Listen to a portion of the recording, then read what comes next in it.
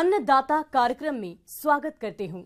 हमारे देश का किसान जन का पोषक है, वह श्रम का देवता है, अन्नदाता है और उसमें ही भारत की आत्मा निवास करती है। ऐसे ही किसानों की प्रगति के लिए हम खेती बाड़ी से जुड़ी हुई बहुत सी नई लाभकारी जानकारियां हर रोज सुबह लेकर आते हैं। तो चलिए कार्यक्रम शुरू करने से पहले देखते हैं क्या है आज अन्नदाता में। जायद सूरजमुखी की खेती करना है लाभकारी। अरहर की फसल में समय रहते करें कीट रोग नियंत्रण।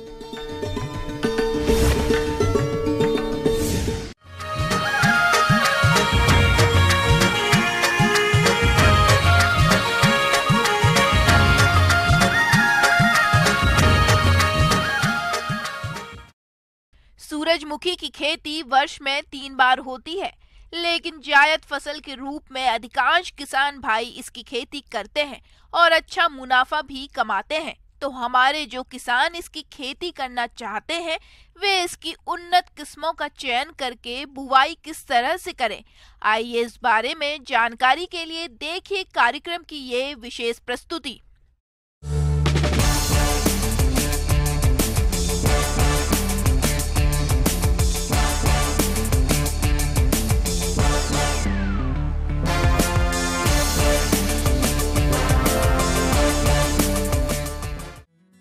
सूरजमुखी, जिसे तिलहनी फसल के रूप में जाना जाता है और बेहतर मुनाफा देने के कारण इसे नकदी फसल के रूप में भी जाना जाता है।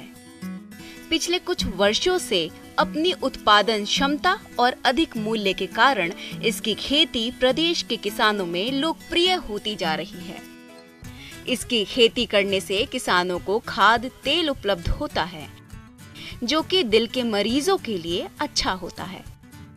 किसान भाइयों, इसकी खेती खरीफ, रबी और जायद तीनों ही मौसम में की जाती है, लेकिन उत्तरी भारत के लिए सबसे सही मौसम जायद का होता है, क्योंकि इस मौसम में मधुमक्खी पर्याप्त मात्रा में उपलब्ध रहती है, जो इसकी पैदावार के लिए बहुत महत्वपूर्ण होती है। इसलिए हमारे जिन किसान भाइयों के खेत आलू, सरसों या अन्य फसलों से खाली हो रहे हैं, तो वह किसान इस समय सफलतापूर्वक सूरजमुखी की खेती करके अच्छा लाभ कमा सकते हैं। लेकिन ध्यान रहे कि इसकी बुआई के समय धूप अच्छी खिली हो। किसान भाइयों, इसकी खेती के लिए अच्छे जल निकासी वाली दोमट मिट्टी, जिसमें जैविक पदार्थ अधिकांश मात्रा में हो, अच्छी होती है। खेत की तैयारी के समय एक जुताई मिट्टी पलटने वाले हल से और 2 जुताइयां कल्टीवेटर से करके पाटा लगाकर खेत को भुरभुरा करके समतल कर लेना चाहिए। अब बात आती है खाद और उर्वरक प्रबंधन की।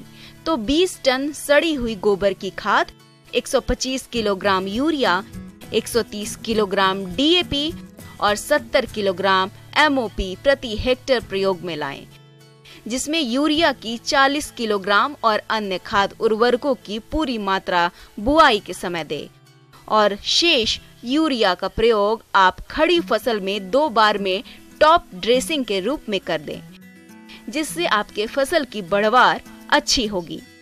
किसान भाइयों, सूरजमुखी की खेती के लिए आप इसकी संकुल प्रजाति मॉडर्न और सूर्या का चयन करें, जो 75 से 80 दिनों में तैयार हो जाती है और इनकी औसत उपज क्षमता 10 से 12 कुंतल प्रति हेक्टेयर होती है। इसके अलावा जो किसान भाई इसकी संकर प्रजातियों की खेती करना चाहते हैं, तो वह इसकी KVSH1 SH 3322 का चयन करें, जो 90 से 95 दिनों में पककर तैयार हो जाती है, जिनकी औसत उपज क्षमता 18 से 20 कुंतल प्रति हेक्टेयर है।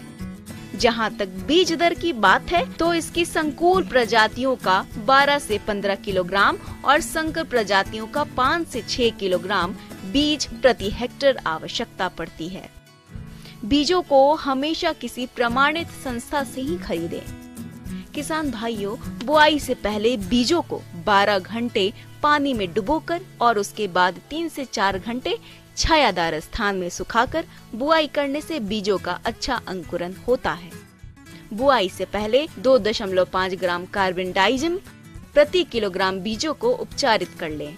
उसके बाद ही बीजों की बुआई करें। बीजों की बुआई लाइनों में करें, जिसमें लाइन से लाइन 60 सेंटीमीटर और पौधे से पौधे 30 सेंटीमीटर की दूरी रखते हुए सीड ड्रिल की सहायता से बीजों की बुआई करें।